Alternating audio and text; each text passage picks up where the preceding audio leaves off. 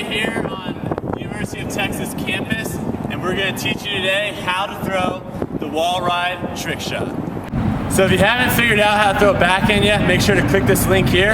I'll go through all the steps that you need to do to throw a good backhand. If you already know how to throw it, we're on to the wall ride shot. What you want to do first is you want to be able to have the disc at an outside in angle. What I mean by that is instead of throwing it flat, you're going to tilt the disc so when it leaves your hand, the outside of the disc is angled up, okay? This is called outside in. And what's going to allow it to do is it's going to allow it to hit the wall and run along the wall. To throw an outside in backhand, it's not simply just angling the disc up like this and throwing a normal backhand. You're going to have to use your shoulder and your arm to get that motion for the disc to go outside in. So what you want to do is actually when you go for a normal backhand, we know that you come kind of in this straight plane here, straight through. And when you finish, you want to finish at your target.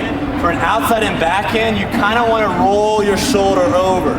So you're going to kind of throw from your left hip out like this, angle the disc up a little bit, the outside of it up, and then you're going to roll your right shoulder over. So now you're comfortable with the form, we need to talk about the angle of the disc when it hits the wall. If I throw outside in and I throw it too much, it's going to dig into the wall and then to go straight into the ground. I'll show that now.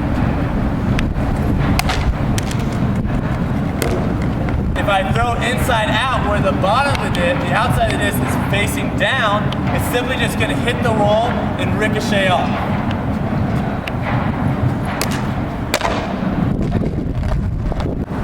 So basically what you want is a little bit of an outside in, not too much, it's definitely not inside out, and you want to drive the disc down the wall.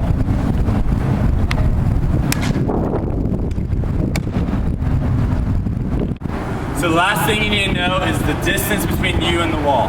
If I stand really close to the wall, okay, it's going to be a lot easier for me to be able to throw a little bit of an outside in and for it to just stay on the wall the entire time. If I get a little further here, what's going to happen is my first throw, when it hits the wall, it's going to hit, bounce off, it's going to hold that outside in, and it's going to come back into the wall, and that's going to give you kind of like the skip. And if I'm too far out like this, it's not going to come back. So you want to make sure that you're roughly, I would say anywhere from about 5 yards to being right against the wall to perfect this shot. So this first throw, I'm going to throw it right next to the wall, and you can see it just always stays on the wall all the way through my target. So on this throw, I'm going to be a little further away from the wall, and you can see it's going to take a big first bounce and then get back to the wall and ride it all the way down. And this throw, you can see the wind really does affect the disc. It's going to push the disc way under and just go way up. So make sure to do this on a non-windy day. So I'm going to do it a couple of different ways. I'm going to go away from the wall here this first time to get a big bounce. And also you can see the trash can is horizontal. If you want to just start out, do it this way. This one I'm close to the wall, riding it all the way down. The trash can again is horizontal. And the reason why I put it horizontal sometimes is because it's easier. You have a bigger area, a bigger target, so try that out first. Then again, you have to man up sometimes.